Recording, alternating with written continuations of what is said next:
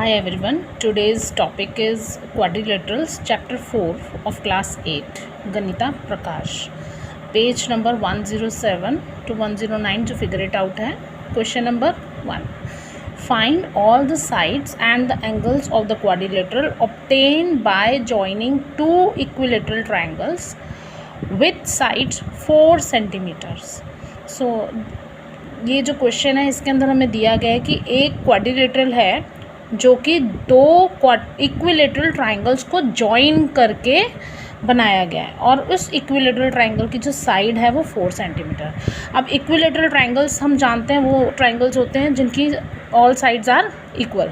सो अगर एक ट्राइंगल हमारे पास ये है और एक ट्राइंगल हमारे पास ये है तो ये दो ट्राइंगल्स हैं, दोनों इक्विलेटरल है। दैट मीन्स इसकी ऑल साइड्स कितनी है 4 सेंटीमीटर्स। ये भी 4, ये 4, this one is also 4, this one is also 4 and this one is also 4 centimetre.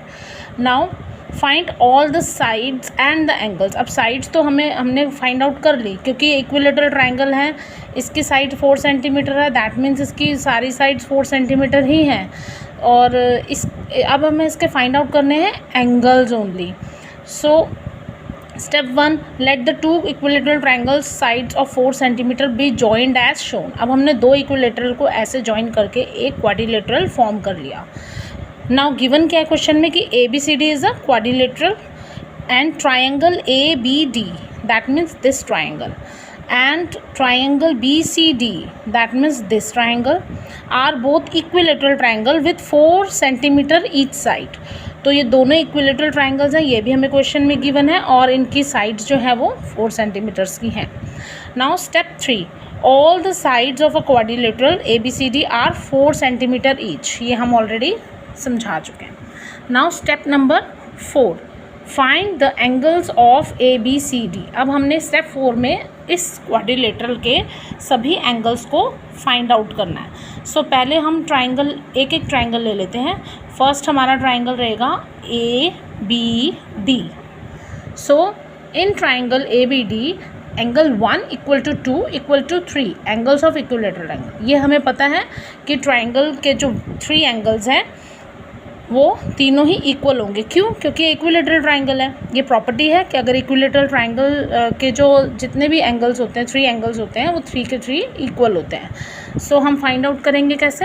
Angle 1 + 2 + 3 is equals to 180। ये भी हम जानते हैं कि एंगल सम प्रॉपर्टी है ट्राइंगल की कि किसी भी ट्राइंगल के 3 एंगल्स का सम 180 ही होता है।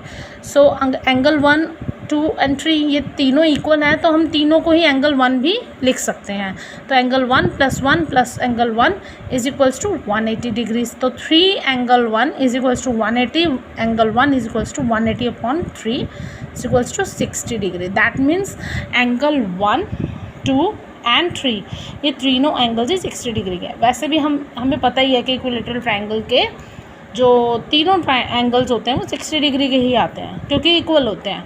और लेकिन हमें इसको क्वेश्चन के अकॉर्डिंग शो करना है, सॉल्व करके दिखाना है।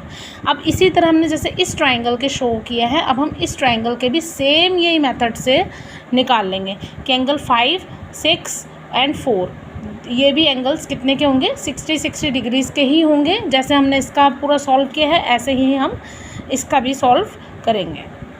सो likewise angle 4 = 5 = 6 is equals to 60 degree. So अब हमें सारे एंगल्स को प्रॉपरली लिखना है। एंगल A हमारा 60 है, एंगल C हमारा 60 है, लेकिन जो एंगल D है, angle D is angle 2 + angle 6 and angle B is also angle 4 + angle 3। सो अगर हम पूरा एंगल B देखते हैं तो उसके लिए हमें एंगल 3 और 4 को ऐड ऑन करना पड़ेगा जो कि हमारा 60 + 60 120 डिग्रीज आ जाएगा। ऐसे ही एंगल D भी जो है वो 2 एंगल्स को जॉइन करके बना है, सम करके, दैट इज़ एंगल 2 + एंगल 6। सो इन दोनों को ये दोनों 60 हैं तो 60 इज इक्वल्स टू 120। इस तरह से हमारे सारे एंगल्स निकल गए। A is 60, C is 60, D angle is 120 and B angle is also 120। Now coming to the question number 3, find the remaining angles in the following trapeziums. अब ये हमें 2 ट्रेपीजियम्स दे रखे हैं।